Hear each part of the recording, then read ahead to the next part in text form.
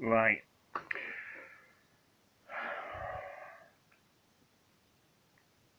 It's the 13th of September 2021. I'm recording this at 8:23 p.m. in England. I didn't want to do this on the night, on the actual anniversary, and I just couldn't bear to do it on the day after. But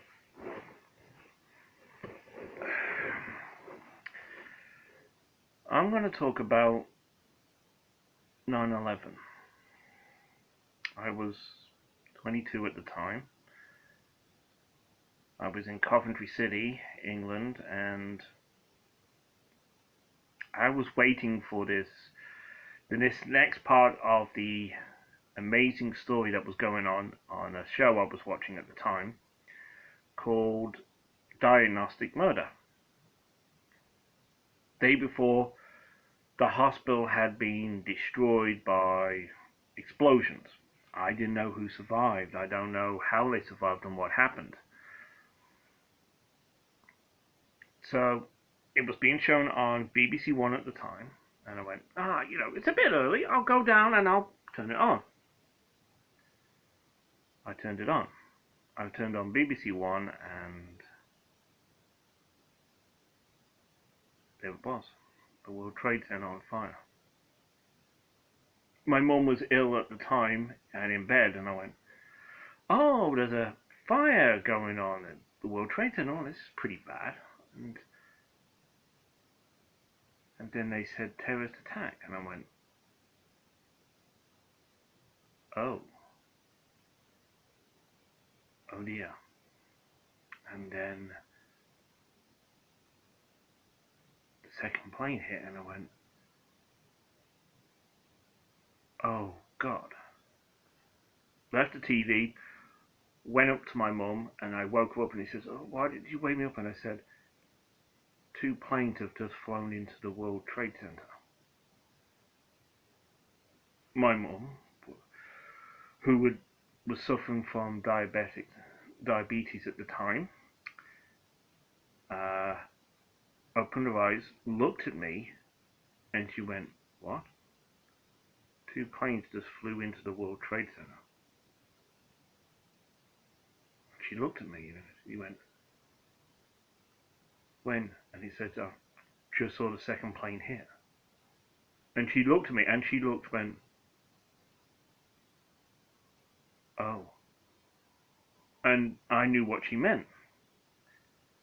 And despite my being autistic and so forth, I instantly knew the world was going to be a darker place after that. One of those times I hate being right.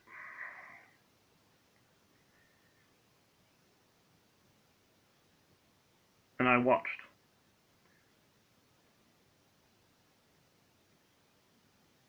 And I went downstairs, and just as I got in, the first tower went. And I yelled at Mum, and I said, "Mum, what?" "One of the towers has just collapsed." They were still evacuating. My mum came downstairs. I was sitting on the couch. She walked in, and as she came in, the second tower came down. And I went, "Oh God."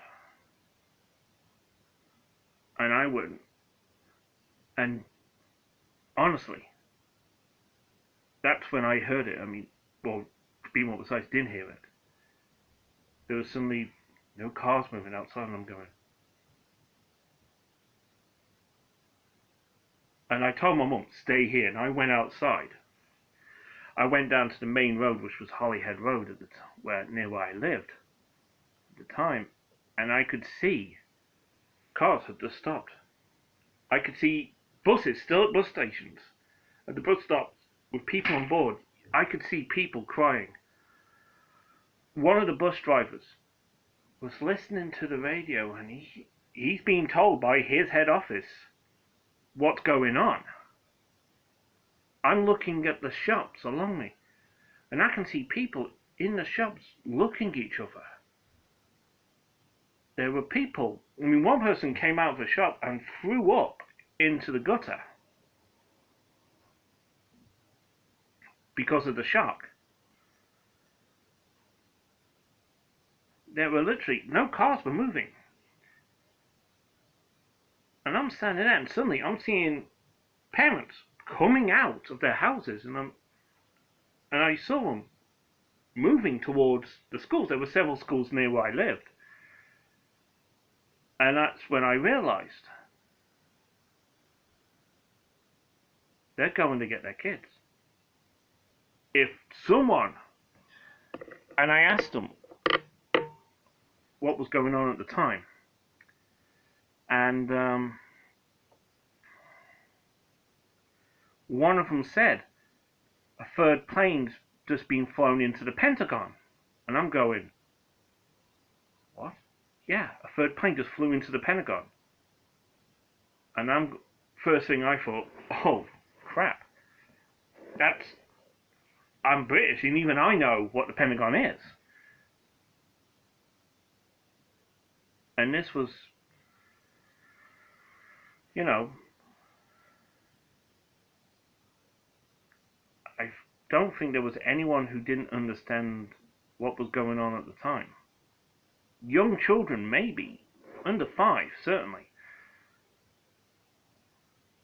But anyone over 11, 12 years old knew something had happened, something very bad.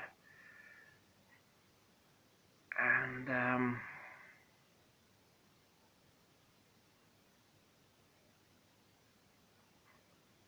you know, I mean, I was there. I watched it.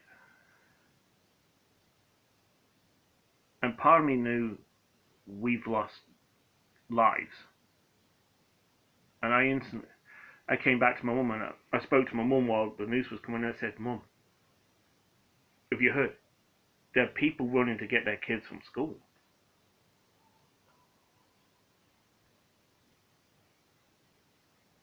And my mum, it says, I'm calling your sister. I'm calling Gemma, which was my sister's name. And I don't know what happened after that because I didn't pay attention to what was going on, but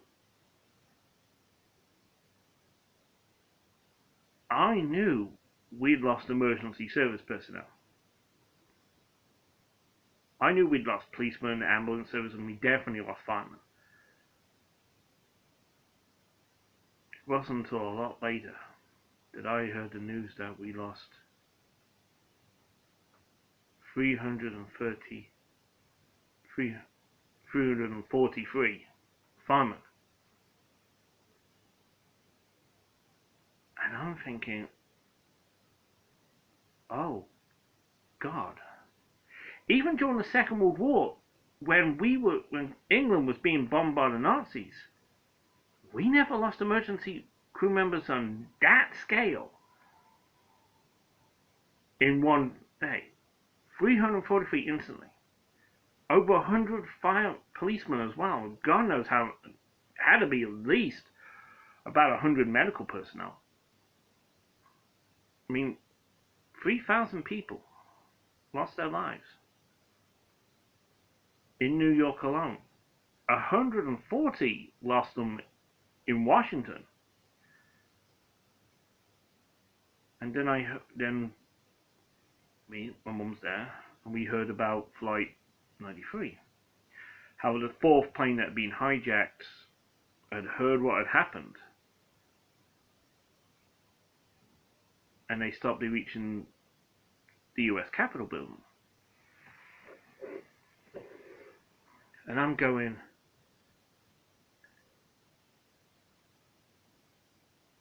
my God, those people must have been so brave.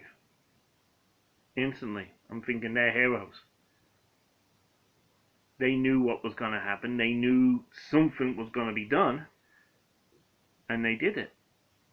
And I will tell you this. If I ever get in, I'm praying to God I never do, but if I ever get into a situation where a terrorist will do whatever it wants to do, that I have the courage of those people from Flight 93. Even even if it's only a small amount, I hope I have that level of courage.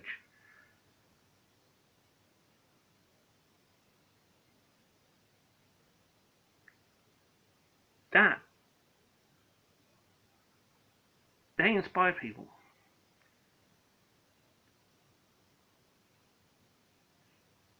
Now, this is the 13th of September.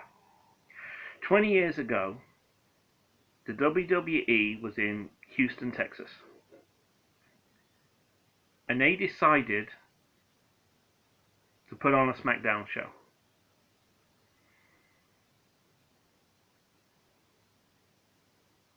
And what they did was they showed terrorists they won't escape.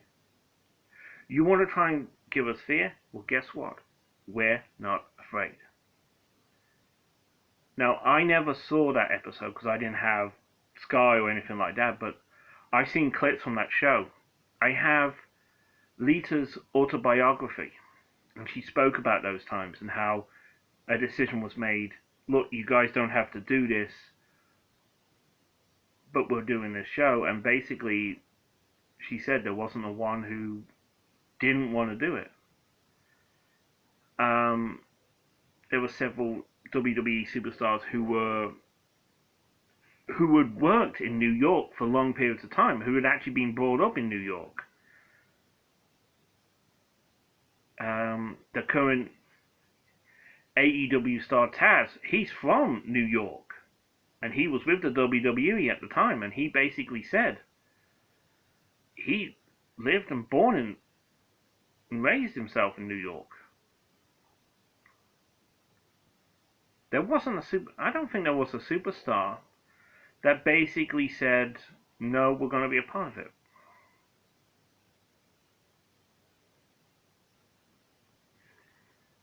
I remember that Lillian Garcia, she is a legendary ring announcer, and as far as I'm concerned, should go into the WWE Hall of Fame.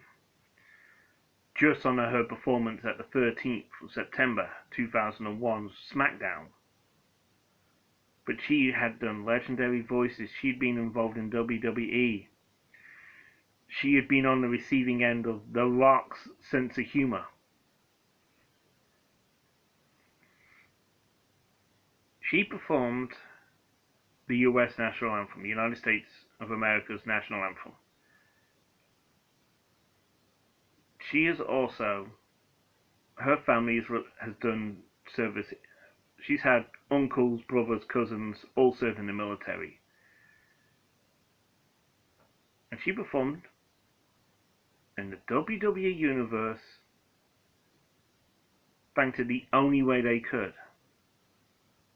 They chanted at the top of their voices, standing on their feet if they could, because they had wheelchair people there, people in wheelchair and so forth, stand up and chant USA at the top of their voices. And I would tell you, she was in tears for that. That performance is on YouTube. I swear to God, find it. You'll be amazed at the passion.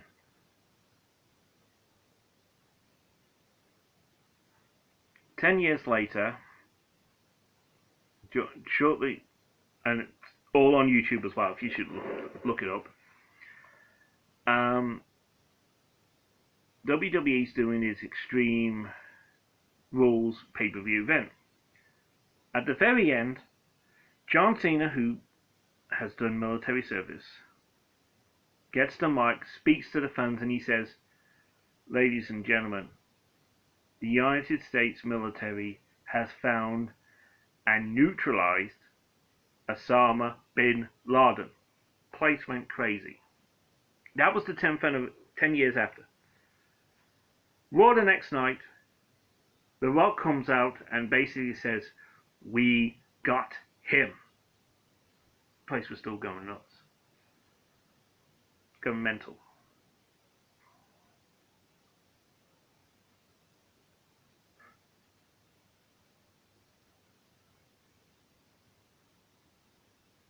'10th anniversary, Impact Wrestling. did Ultimate Surrender on its pay-per-view event on the actual anniversary of 9/11. Two stars had a connection to 9/11. One was called Jesse Neal, who had been a reserve naval serviceman and had been injured in a terrorist attack. And another, who is currently under the wrestling name Xavier Vega, who at the time was known as Rosita, lost her father, who was an amateur wrestler, at 9/11. She is what's called a child of 9/11. She was 10 years old at the time.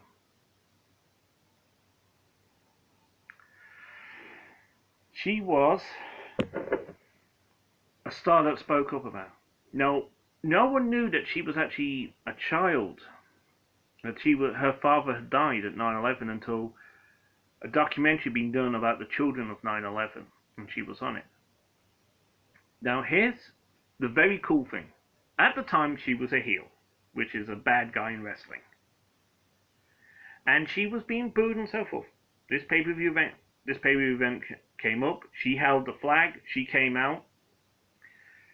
She came down to the ring.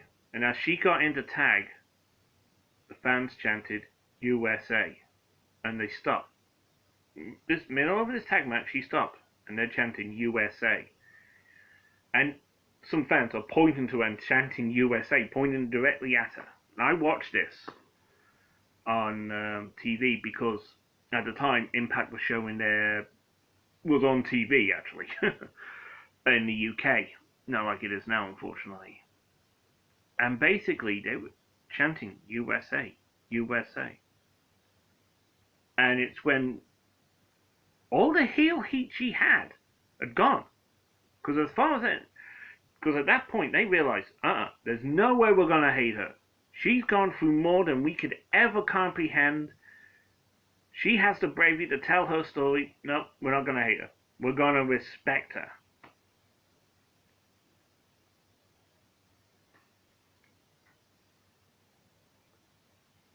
(2021), the day before the 20th anniversary. WWE is in New York, back where it all started for them. Madison Square Garden. And everyone was looking forward to it. Zelina Vega was supposed to have a match on SmackDown. They pulled it. WWE got so much hate and heat for this because, what the hell are you doing? You just pulled someone off a match